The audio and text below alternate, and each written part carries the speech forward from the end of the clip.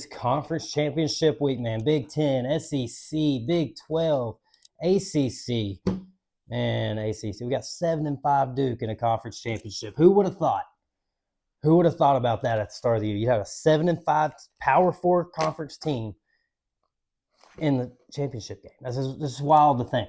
But here we are, okay? I am dropping shorts on YT and TikTok to just do quick breakdowns on these games, just quick run through it right there. So if you don't want to stay for the whole video, go see those. I'm going to shoot this whole video in full, okay?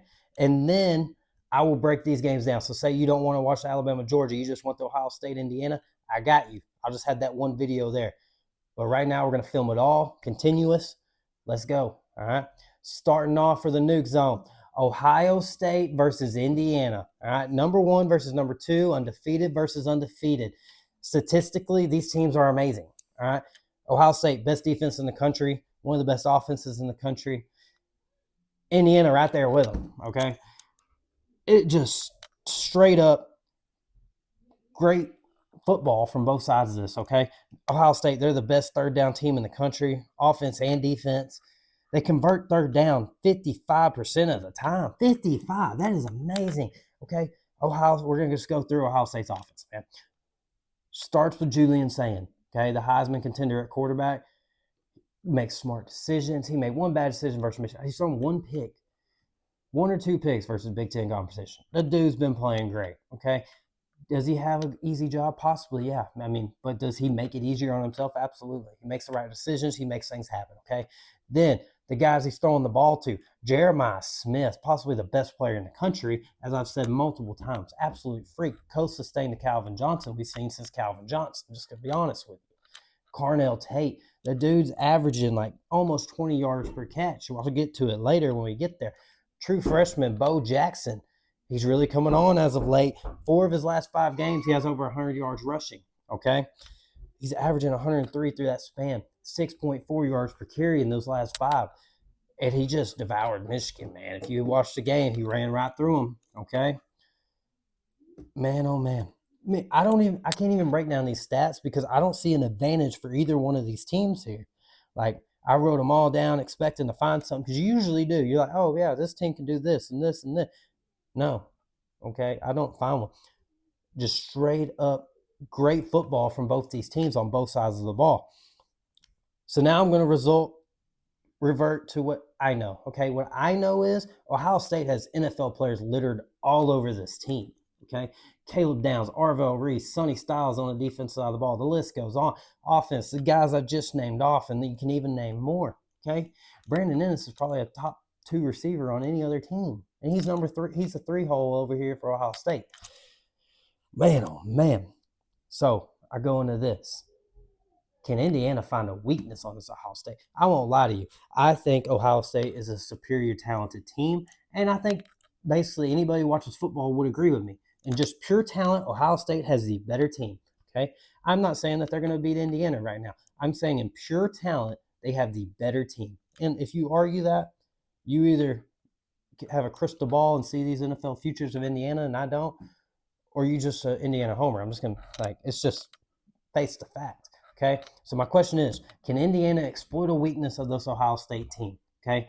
Because my only weakness for Ohio State that I have found, and I have tried to find one, my only weakness I have found is that they've just been so good. And you're like, how is that a weakness? Because they haven't faced adversity, okay? I did get on my little shorts, and I said that Michigan punched them in the mouth because they went up 6-0. I do believe, yeah, that was a punch in the mouth. Michigan goes up 3-0, gets an interception, goes up 6-0, and you're in Ann Arbor, and you've gotten beat by them 4 times in a row. I would take that as a punch in the mouth, okay? Especially considering that no one's came close to Ohio State this year. I'm going to say it's a punch in the mouth. But they blew them out, and it was quick, okay? They came right back like that, like it was nothing. I want to see them face true adversity. True adversity, like back against the wall, do or die type thing. And they've been so good, they haven't had to do it, okay? And that's not their fault, okay? They're doing their job. They're doing what great teams do and showing up and doing their job every weekend. And they haven't had a bad weekend. They just simply get it done week in and week out. It's amazing. They beat every team but Texas by 2 scores. And Texas was the very first game of the year. Now, Indiana's no slouch in that category either. They beat everybody but 2 teams by 2 scores. And both theirs were on the road. Okay? Man, oh, man. Okay. But, like, going back to the weakness, can Indiana's RPO scheme exploit a weakness? I don't know. What if Ohio State stopping the RPO exploits weaknesses for Indiana? All right? Can Indiana's offensive line hold up long enough for Mendoza if the RPOs ain't working? Like, say, hey, we got to just scrap the RPO crap. We're playing football now. And can you beat them one-on-one and hold up in a pass pro? I don't know if they can, all right? Because when Indiana went down versus Penn State, all right, and when they went down versus Penn State, they had to score to win, okay? They had 2 drives. They got sacked once in each of those drives. 2 sacks, back against the wall. You can't run RPOs. You ain't got enough time. You got to sling it. And then we got sacked twice. Now, it's a small sample size. Don't get me wrong. That's really small sample size. You're playing in Happy Valley, all the momentum against you, and you end up winning the game, so it doesn't matter. But I do question it. What happens when the RPOs are taken away? What happens when you got to line up and play football and you can't just quick hit yourself to a win? That's what I question. But they do have the athletes to do it. Cooper, 58 catches, 804 yards, 11 touchdowns. Surratt, 48 catches, 650 yards, and 11 touchdowns. Okay? In the backfield, Ramon Hemby and Black, they got over 1,500 yards rushing together. They both average over 5 yards per carry. They can play football. And then you got the Heisman candidate, Fernando Mendoza, like I said. He has great stats all the way around. Hey, write them down because they're so good. All right? But what happens, I just want to keep reverting back to that. What happens if the RPO gets shut down? All right? That is my big question for this team, man. What happens when the RPO gets shut down? Big question, man. All right? So I got to go back to, we're going to jump into this Ohio State offense, okay? Julian Sayin, he has over 3,000 yards passing, 30 touchdowns. He's only been sacked 6 times, okay? Indiana, they've shown to get pressure on some teams. They got 6 sacks versus Oregon. They got 7 sacks versus Illinois, okay? They got 34 sacks on the year. Sayin's only been sacked 6 times. Can that be a weakness? Can you get pressure on him and cause him to make mistakes, and that cause the weakness, okay? Because you got to exploit something if you're going to win this game, okay? That's how you're going to win. You got to exploit a weakness. Could that be the weakness? All right. I don't know. Bo Jackson, he's taken over as being the bell cow running back, basically. He's closing in on 1,000 yards. And then you got Donaldson. He's your big back goal line dude. And then you also got Weston Peoples back there, which is 3 and 4 back. They're deep at the running back position, man. And then, like I said, Jeremiah Smith, Cornell Tate. Jeremiah Smith about to be 1,000 yards, 11 touchdowns. Cornell Tate averages, I said close to 20. It was 18 yards per catch. Not to mention, you got a stud tight end in Max Clare. Bo Jackson's also great in the passing game. Go look up his stats there. All right. And then jump back to the defense side of the ball. Okay. Play big plays.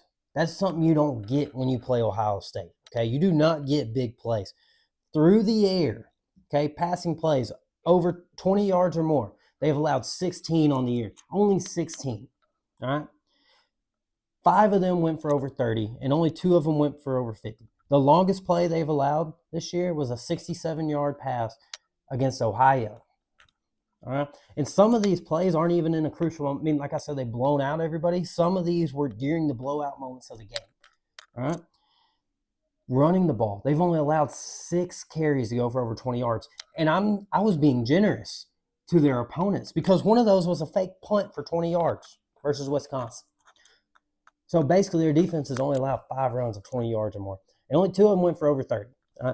They do not give up big plays at all. All year long, they haven't given up big plays. How does that change for Indiana? Can Indiana make that happen? Can they make that broken tackle? Can they get to the second level and then break it off to the third, the fourth, and then they're gone? Can they get that play? I question it, okay? It's hard to sit here and say somebody's going to do something on Ohio State when nobody's done it all year. Have they played the best competition? No. But they haven't let nobody sniff it. Like, it'd be different if, like, oh, you're almost we're back. No, nobody's done that. Nobody's almost broke through the wall of Ohio State. Ohio State has dominated. The most points they've allowed all year was versus Illinois, okay? No one scored over 20 points or even got to 20 versus Ohio State. This defense, Caleb Downs, like I said, Arvell Reese, Sonny Style, they can play football. Okay? 11 teams this year under 200 yards passing. They held 11 teams under 200 yards. They held 6 of them under 100 yards passing. 10 teams they held under 100 yards rushing. The only teams they didn't, Texas with 166 in the very first game of the year, and you had 3 returning starters from your defense the year before. That's understandable. And then Michigan had 100 in the last game of the year. Rivalry game. I get it, okay? Michigan had 2 carries for 58 yards, by the way. Take those away. They had 22 carries for 42 yards, I believe. Yeah. So, there you go. There you have it. This defense, man. The multiple looks. Matt Patricia, he's brought an NFL style to this team. And that's another reason I keep going back to how's this RPO scheme going to react to that. This dude's seen it all. He's been in the NFL. He's coming down to college. He's playing chess while everybody else is playing checkers. I think he's going to have the perfect game plan. I think he's going to throw out multiple looks like this and like that. In your RPO, he might even let you think it's going to work. And then bam, pick. He has so many weapons to work with on this defense. And trust me, I have rooted for Indiana. I love Coach Cignetti. I love how hard they play. I love what they are doing. I love the fact they are winning at Indiana. I just question it, man. I just don't think, like, I get the whole emotional aspect, the passion trumps logic, talent ain't everything. I just think this Ohio State team is far better, okay? And I'm not saying they can't be beat, all right? Can you put them in an adversity type situation? That's what Indiana's going to have to do, okay? And the more I look at it, it might be putting pressure on Julian Saint. Can you put pressure on him and cause turnovers? That right there might be the key. The turnovers is the key. Put Ohio State with their back against the wall and see how they react. Because if you get them in that, I trust Coach Cignetti to run away with it. Not saying he's going to beat the crap out of them, but run into a win. You can put Ohio State's back against the wall with the confidence of that man, I think you got one. But you got to do that first. And no one's been able to do it. Ohio State has dominated, like I said. Every single team they played, they have owned them in every aspect of the game. Man. And I'm going to keep going back. Can they find the weakness? Can they cause adversity? Because Indiana has faced adversity, all right? They went to Penn State, Happy Valley, and they almost got beat, but they battled back, and they won at the end off an amazing catch, all right? Straight up great catch. And there was multiple great catches throughout that drive and game, all right? They made some plays that game. They battled through adversity, and they won. They won a tough one in Iowa. They went to Eugene and won. Indiana has definitely played the tougher schedule of these two teams, all right? Not to mention they ransacked Illinois, okay? Beat them by 50-something. Now, granted, it wasn't home. I'll give you that. But, this Indiana defense, I've been sitting here bragging about Ohio State over and over and over and over. Indiana defense, though, they held Oregon under 200 yards passing. And if you've watched Oregon football this year, you know how well they run the ball. Yeah, they didn't get to 100 yards. Indiana held them under 200 yards passing and under 100 yards rushing. They had 2 picks. They had 6 sacks. If you watched Oregon this year, you see what I'm getting at here. That's big time. In Eugene, Oregon. It wasn't like they just did it in Indiana. Nuh-uh. They did it in Eugene. Illinois had 2 rushing yards versus just 2. Illinois had 161 yards of offense. Only 2 on the ground. They got sacked 7 times. They've held 8 teams under 200 yards passing. 4 got over 200. 3 of them under 100. All right. Running game, they've allowed 10 teams to not get to 100. Only 2 have gotten over 100, just like Ohio State. 34 sacks, like I said. I think that's key to the game now. Like, for Indiana to win, you're going to have to put pressure, and I've said it multiple times. Pressure leads to mistakes. Mistakes lead to turnovers, and turnovers lead to lost games or win games, whichever side of the game you're looking on here. All right? If you're getting pressure and forcing turnovers, that's going to lead to wins. If you're allowing that to happen, it's going to lead to a loss. All right?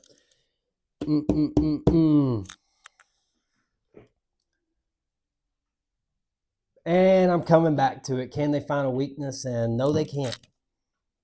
I don't think they do.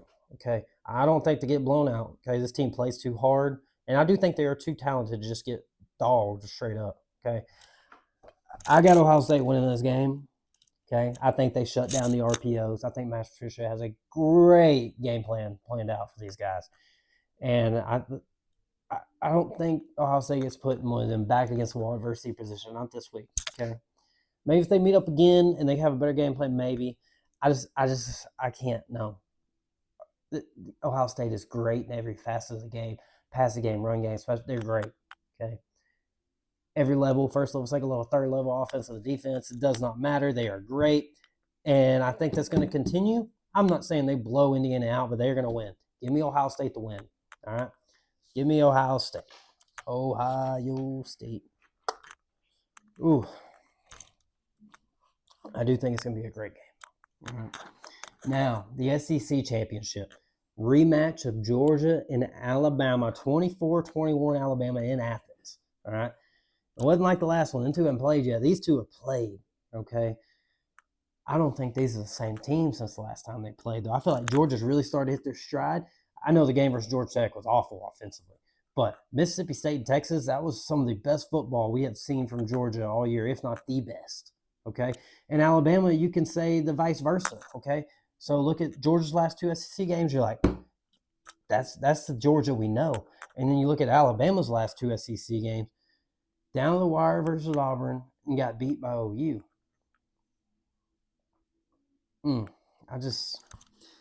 Ty Simpson, like 19 of 35, 122 passing versus Auburn. You are a pass-heavy team. Jam Miller might not be playing. Cuevas might not be playing.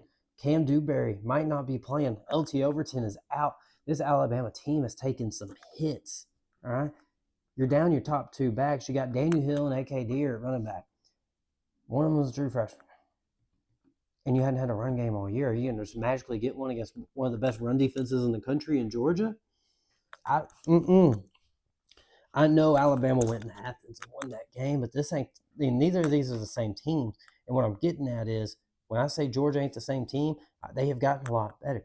My biggest critique on Georgia throughout the year was they hadn't found a pass rush. And then when they went and played Mississippi State, I preached that they had to find it, because if they didn't, they would get beat by Texas or be in a ball game if they did not find that pass rush. Well, they found it for Mississippi State. They found it, and it's carried over, and it carried over to Texas. They were eating Arch Manning alive, okay? They were all over him. I just called him March Manning. Anyway, they were all over him. They sent the house. They got there with 4, 5, 6, 7. It did not matter. They sent them, and they got there. Okay, they only got 3 sacks, but if you watch the game, they were all over that dude all day. All right, can they get over Ty Simpson? All right, because Ty picked him apart last time we saw him play, because they didn't put pressure on him. If you give Ty Simpson time to throw, I fully believe he can pick you apart. All right, Auburn didn't give him time to throw, and you see that in the stats. Okay. OU got after him. He put up some good numbers, but OU got after him and forced turnovers. Okay? Georgia's going to have to get after him. I think that is one of the biggest keys of the game, especially for Georgia on defense. I think the biggest key is getting after Ty Simpson, causing pressure on the quarterback. If you put pressure on him, he's going to make mistakes. Simple as that. You got to put pressure on him, and I think they do. Okay? Kirby Smart is an evil genius. He is a defensive mastermind. He already got beat once. I don't think he's getting beat twice, okay? So I'm going to go ahead and tell you before I ramble through all that. I got Georgia winning this game. Georgia's going to win. They're going to get a little payback. Alabama's still in the playoff. Don't sweat it, Roll Tide. They're still in, okay? They're still in. Don't freak out, okay? Whew. The injuries, though, that plays a big part for me. The one guy who's shown to consistently possibly run the ball for Alabama, he might not play. And if he does play, he's not 100%. Cuevas, he is a huge part of your offense. You missed him dearly versus Auburn. He might not play. Cam Dewberry started on the line all year. He might not play. LT Overton, if you watch the game versus Georgia, the 4th and 1 no-huddle call, y'all remember that? They hand off to Cash Jones, and it got completely blown up, and Alabama stuffed it, and that basically won the game. I feel like that won the game to me. That's what did it. Yeah. You know who the guy who blew it up? LT Overton. Yeah, he blew it up. And y'all can be like, oh, it was a stupid play. Yeah, it looks stupid because it didn't work. Go back and watch the play. Imagine it if LT gets blocked. Imagine that right tackle gets the block on LT over to him. You know what happens? Cash Jones runs to the end zone. Georgia wins the football game. But that didn't happen because he blew it up. Now he's not playing on Saturday. Georgia going to be without their center. Bobo's going to be out. All right, they're the more healthy team. Okay, how much of a does that play? I think it plays a huge one. Okay, I'm not saying both these teams ain't beat up, but Georgia is in better shape according to the injury report. Okay, they've looked a lot better. And I said the key to the game on their defense side of the ball was getting a pass rush on Ty Simpson. Okay, I think Alabama's key to the game is not letting them have that. They got to keep doing what they do best, and that is sling the ball. I'm not even going to say they got to run the ball because they don't care about running the ball. All right? And they really don't. They want to sling it. They use their quick game as a way to run the ball hand in hand. Alabama can't let them get a pass rush because if they don't, they can pick apart this D. And if Georgia gets a pass rush, they're going to cause havoc, and it's going to be a bad day for Alabama, just being honest. If Georgia has a pass rush, it's going to be a bad day for Alabama. Now, on the other side of this, Alabama has struggled mightily versus the run. Okay, they aren't god-awful versus the run, but they have struggled versus the run. They have especially struggled against running quarterbacks, okay? And you're like, oh, really? Yeah. Okay, I'm just going to read off a few stats. Ashton Daniels last week, 258 passing, 108 rushing. I know they won the game. Dude put up over 350 yards of offense, all right? And he was a backup a few weeks ago. Lenore Sellers, 222 yards passing, 67 rushing yards. He gave Alabama a run for their money, all right? John Mateer, he beat Alabama. He is a mobile quarterback, and his stats don't tell they didn't do anything. But I wanted to put him in there just because he's a mobile quarterback, and it helps my case because he beat Alabama. All right. Tommy Castellanos beat Alabama, 152 passing, 78 rushing. Diego Pavi, he had a 36-yard run. All right. And they did struggle with him a little bit. Okay. They got to contain Prabula. Game came down to the wire. 3-point win at Missouri. Dude had 61 yards rushing. Okay. They've struggled with mobile quarterbacks. Have they just been the death of Alabama? No. But they have struggled with mobile quarterbacks. They have struggled to stop the run. Georgia runs the football. But I think the key to the run game and to this game is Gunnar Stockton's legs. He did not have a good game the last time these two teams played, okay? I think his legs are the absolute key to this team. Can Gunnar Stockton get his legs moved? He had a 51 versus Ole Miss. He had 50-something versus Ole Miss, and he had 31 versus Mississippi State. Okay, big runs, big plays. Georgia's going to need that. All right, Georgia's going to need them big runs again. And I feel confident that they're going to get them. Okay, I think they're going to get them. Like I said, this Alabama's team's banged up. Okay, they've already got other starters already out that I hadn't even mentioned. Now you just add them to the plate. Okay, Alabama, they're number 11 versus the pass. Okay, Georgia, they got a good passing attack, but they're number 40 versus the run. They allow 134 yards per game. Georgia, on the other hand, they're number 27 run-o in the country, 191 yards per game, and they run the ball 57% of the time. They got a healthy stable of backs. You got Nate Frazier. You got Chauncey Bowens, who's now off the injury report. Cash Jones, like I said, your third down back. Feed them, ma'am. Feed them. All right? And you got the key, I think, in Gunnar Stockton. Let Gunnar Stockton have it. Let him run the football. Because I feel like that's how you're going to open this game up. If you can get his legs moving, I think you got a full key. If Stockton has 50 yards rushing, I will go ahead and say that Georgia won this game. Just without even telling him. He had 59 versus Ole Miss. My bad. If he has over 50 yards rushing, Georgia wins. Simple as that. They've struggled to stop the mobile quarterbacks, like I said. They're banged up. And back to being banged up. What does offense look like without Jam? I know we've seen it without Jam some this year. But, I mean, now you're even more banged up.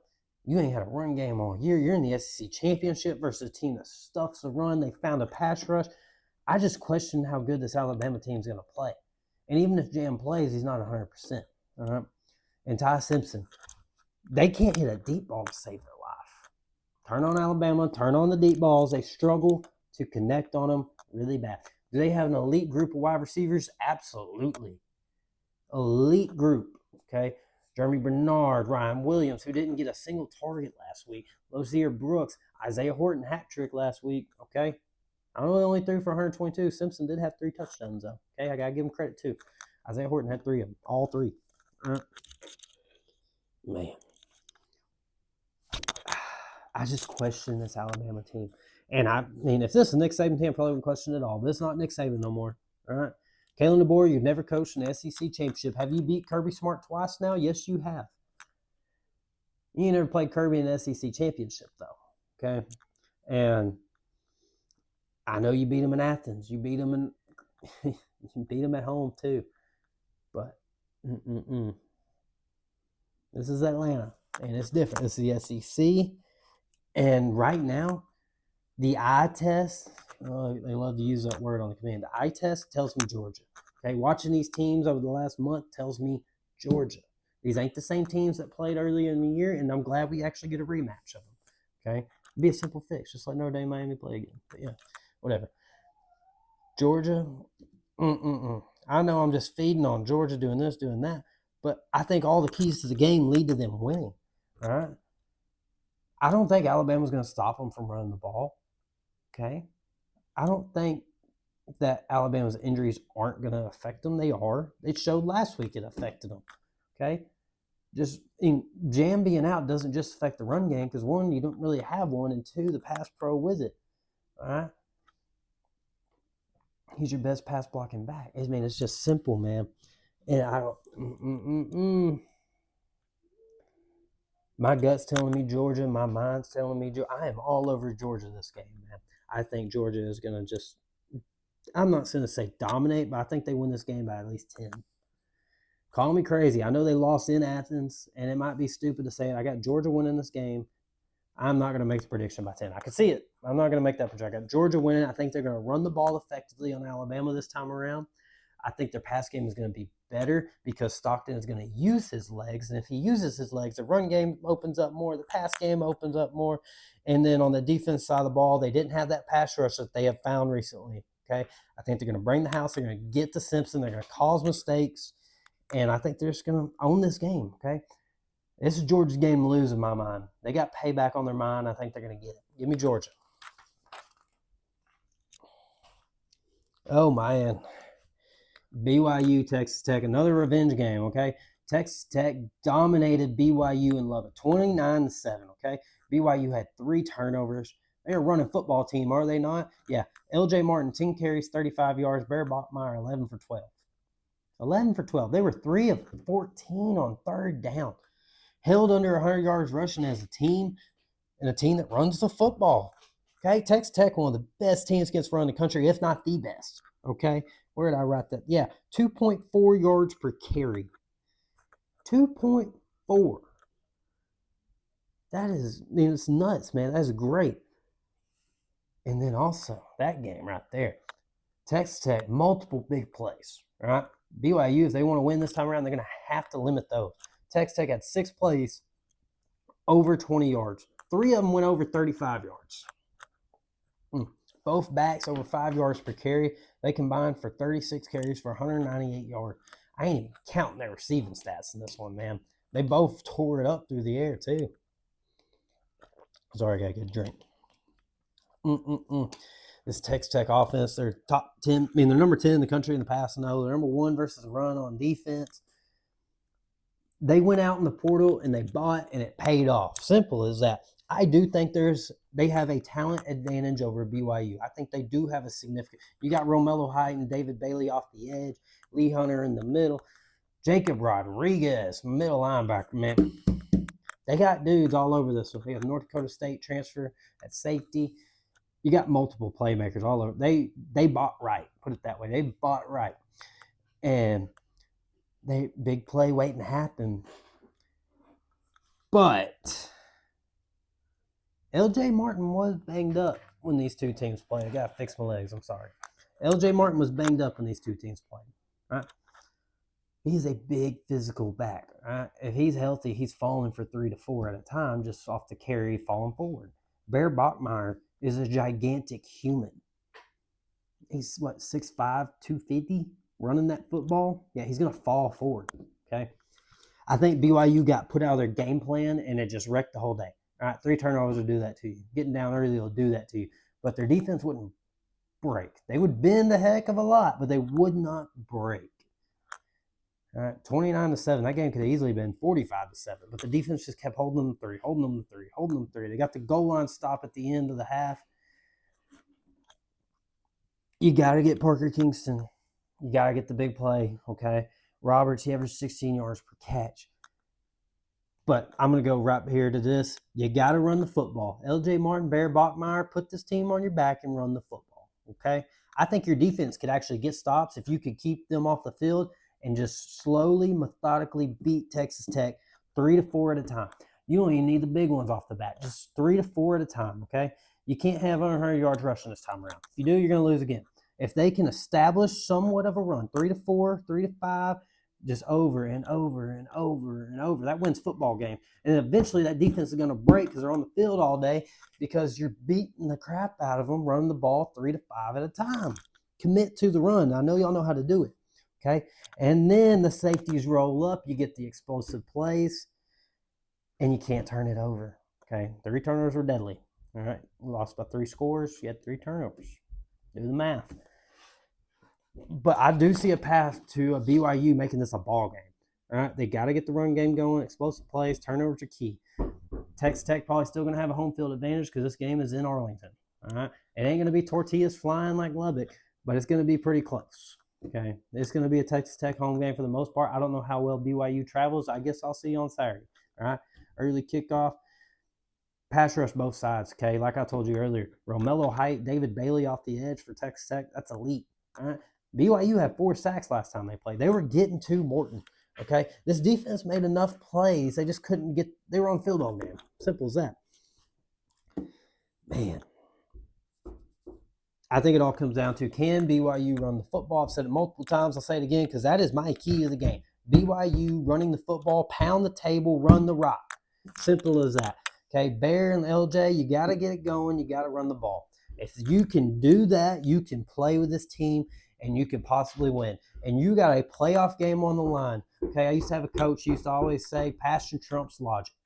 Okay, the logical answer is to take Texas Tech to just dominate you once again. All right, but passion trumps logic. I think this team is motivated. All right, their head coach just turned down Penn State to stay with them.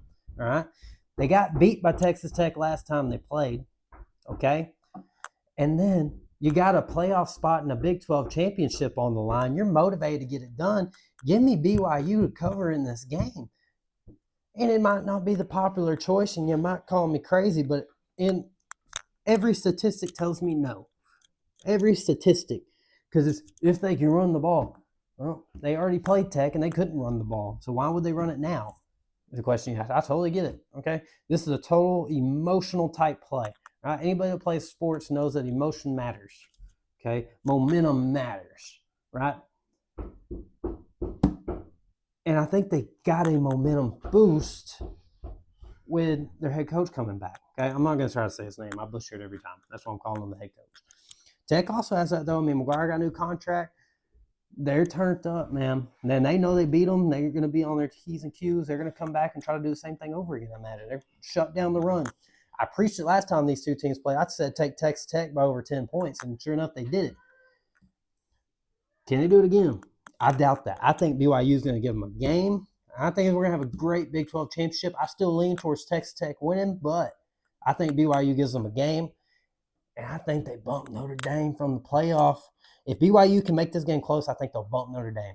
All right. I think they will award this team. They're 11-1 playing the Big 12 championship, and they can keep it close with the number 4 team in the country. Like close. I'm talking like 3-point game. Not they score at the end to make it look close. It was a close dogfight, and Tech had the ball last if they lost. Okay. Or if BYU wins, they're automatically in. And then Notre Dame's really bumped. All right. I think BYU is going to make it a game. And listen, I'm from Texas. I have rooted for Tech basically all year. And when these two teams played last time, I pounded the table. Take Texas Tech. Y'all BYU fans came at me.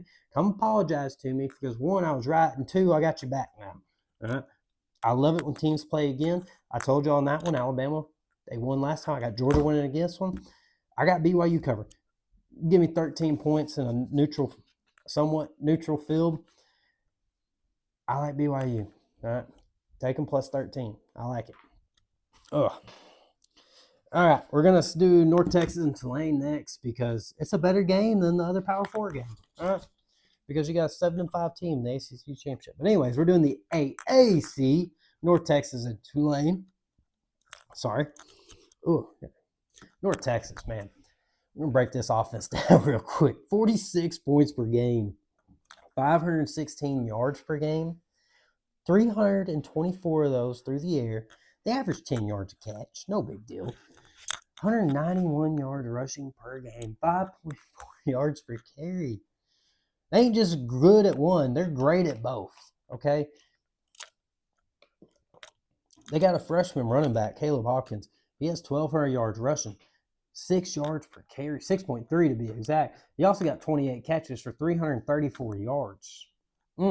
26 total touchdowns, 23 on the ground. Drew Mestameka, those are keys in this offense.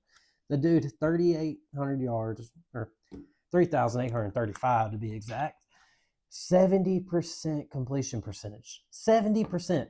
This dude completes 7 out of 10 throws. That's amazing. 29 touchdowns, 4 picks. Wyatt Young, he has 1,200 yards receiving, has 19 yards per catch. 10 touchdowns. Cameron Norner, 769 yards receiving, 17.5 yards per catch with 6 touchdowns. 7 players on this team, 10 catches, with at least 10 catches, are over 10 yards per catch. And not only is the offense great at throwing the ball, they're great at stopping the pass, okay? They only allow 171 yards per game through the air. It's number 12 in the country. But that's where the great and goods end, okay? Because their run defense is number 133rd in the country. All right, 224 yards per game allowed, over 5 yards per carry allowed. And so that makes you quite like, I've only watched North Texas some this year. I'm not going to sit here and tell you I've studied this team inside and out, blah, blah, blah. Do teams run the ball on them more because they suck at stopping it, so therefore their passing numbers are down? I know they're 11-1 for a reason, though. But also, I remember watching that 11-1 game in South Florida, thoroughly dominating them in Denton. And that brings me to my other point here. North Texas has never been to the AAC championship before. Tulane's going for the 4th straight time. Okay? The best team North Texas played is South Florida. South Florida is a great football team. Don't get me wrong. They were a solid G5 team this year. Tulane's beat Power 4 teams. They beat Northwestern. They beat Duke. They got manhandled by Ole Miss, but they went and played them too. North Texas didn't go play any of those teams. The best, it's not even a P4, it's Washington State. They're in their Pac-2. Okay?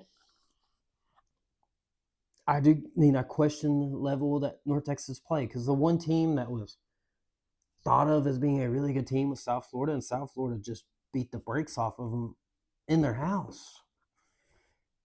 Tulane, on the other hand, they beat up on Northwestern. They beat Duke, who's in the ACC championship. Hard to believe it, but they are. They're led by Jake Retzlaff, the former BYU QB. He has 2,700 yards passing, 561 yards rushing, 28 total touchdowns. Like I said, they beat some two P4 teams. They got a good offense. I know the stats don't hop off the paper. Turn them on and watch them, okay? Retzlaff, he can hit the throws, and he can take the snap and run the ball. All right? Offense runs through him. He is the judge, jury, and executioner when it comes to this offense. He's a ball player. He plays to win. But there's always a but. I said all these great things about North Texas, and then the but. I had a lot to say about them.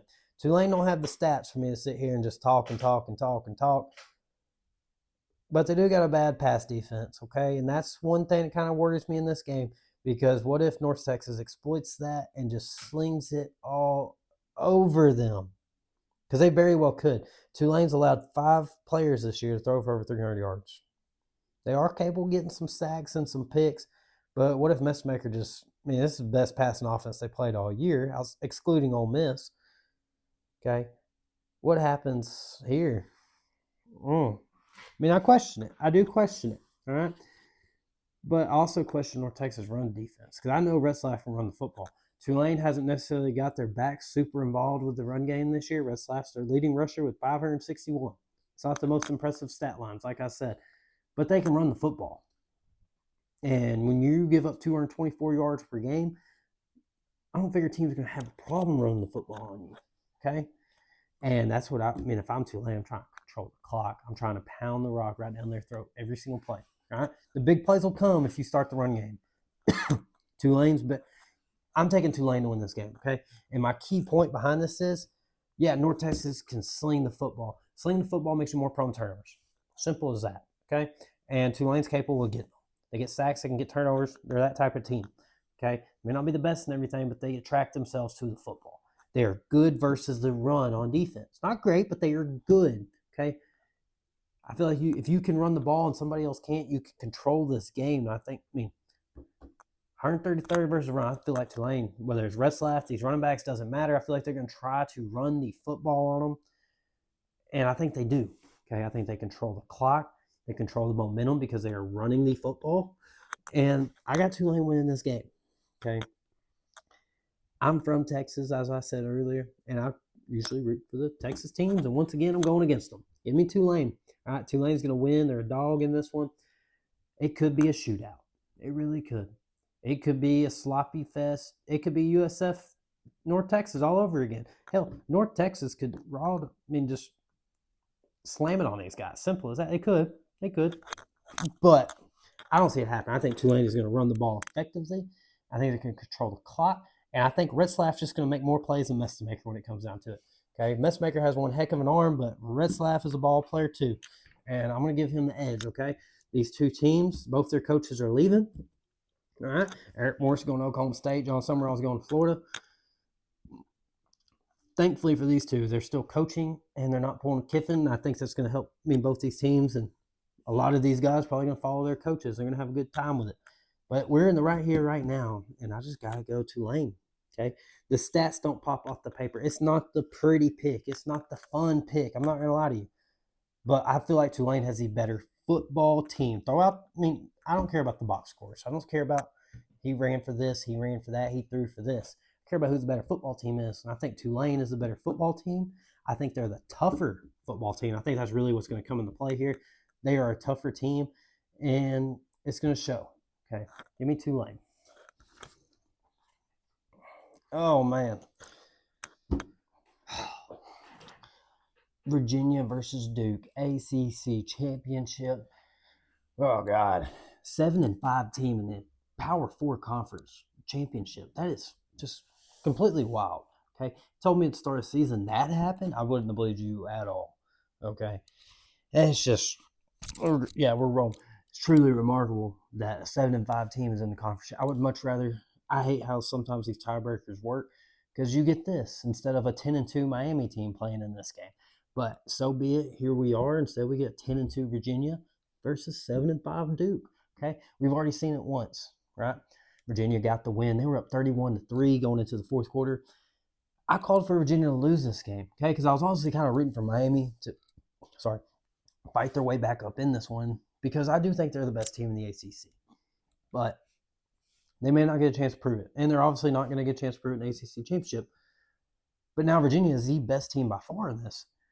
They were 31-3 better going into the fourth quarter than Duke. Duke made a little close score, 2 touchdowns there at the end, 34-17 win for Virginia. Virginia had over double the amount of yards that Duke did. Keep in mind, they're playing in Duke. Okay, Virginia had 540 yards of offense. Chandler threw for over 300. Running back had 133 on the ground. Virginia was a superior football team that day, and I would assume they would be it again. Okay, I did say they might lose that game. Right? I said they might lose the cow. I said they were gonna lose the cow. Right? And then I also said they would lose Wake. I was iffy on if they would lose Wake Forest. Okay, I said they were going to lose some of those games through that stretch. Of their 4-game stretch in the year, I had them losing 3 of them, 2-3, and losing 1. But anyways, here we are. They're 10-2. They demolished Duke. They beat them the worst out of all of them. That was probably the one I was most confident in because at that time I kind of wanted to see Duke just because it'd be so funny if they were in the ACC championship. Now we're here and I hate it. I hate it now that we're here. Maybe they lost to UConn. They lost to Tulane. Like, you can't have that at all. They lost to Illinois too. But like, this is ridiculous to have 7-5 team in the conference championship. I can't get over it. But here we are. We're gonna break it down a little bit. Listen, Virginia is better in every aspect of the game, but I see a way where Duke could win once again. I am not saying they do. I'm taking Virginia, by the way. Right? But there's a path to victory for Duke. Listen, they got a heck of a passing game, and they get turnovers on defense. Can you execute those? And then Virginia, they seem to have things fall their way all the time. They could play awful, and things still fall their way, and they get the big play. What if that don't happen? All right? If you watch some of their games this year, you know what I'm talking about. Things just happen to fall their way. They are lucky, but they're also good.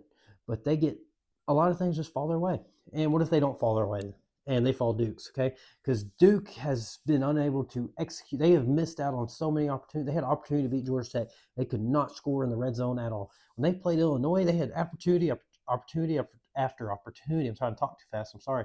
Opportunity after opportunity after opportunity to make plays to beat Illinois. I know they got blown out on the scoreboard. If you watch the game, they had so many opportunities to win that game. Okay, and they just kept turning it over. I think they had 5 turnovers that game. Okay, and it's just a constant repeat. Like, you could have won that game. You could have won that game and didn't do it. Okay, you could have beat Georgia Tech and you couldn't score in the red zone. Georgia Tech red zone defense looked amazing, and part of it was because Duke's offense fell apart in the red zone. Right? They've had multiple opportunities to put themselves in this position, and somehow they still ended up in this position. So now that they are actually in it, what if they take advantage of that opportunity for the first time this year? Imagine that. They could be a 7-5 team going into the SEC championship and win. Because they could win. Like, I'm not going to rule it out whatsoever. And it wouldn't shock me if they did. And they really would blow up this whole playoff thing, and that would mean the American champs get in and more than likely JMU. But what if JMU gets beat? That would really blow things up. All right. But I don't see it happening. I'm going to take Chandler Morris, the Texas native, getting the win over Duke and leading Virginia to the college football playoff. Okay, they're 10-2, and out of these two teams, they deserve it. Okay, they just got to prove they deserve it, and I think they will. All right, give me Virginia. Oh, and thank you for tuning into the Nuke Zone. Like I said, I'm going to start dropping the shorts only. They're just going to be short, quick breakdowns of these games over on TikTok, and I'll put them on the YT shorts too. And these videos, I'm going to have the breakdowns of the individual games. I'll just cut them up and post them on here. So if you just want to watch that game, so say you want to watch Tulane, North Texas breakdown, it'll be on here. If you just want to watch Alabama, Georgia, it'll just be there. If you want to watch the whole video, which I hope you do, it'll all be in one too, all right? We're going to have them all everywhere, and then the shorts will be on TikTok and YT shorts, and there's quick hitters on it, like talking fast, letting them know. And then for more in depth, obviously, you come to YouTube for the whole video. But thank you for tuning in. Like, comment, and subscribe. It's the Nuke Zone signing out. Thanks for tuning in.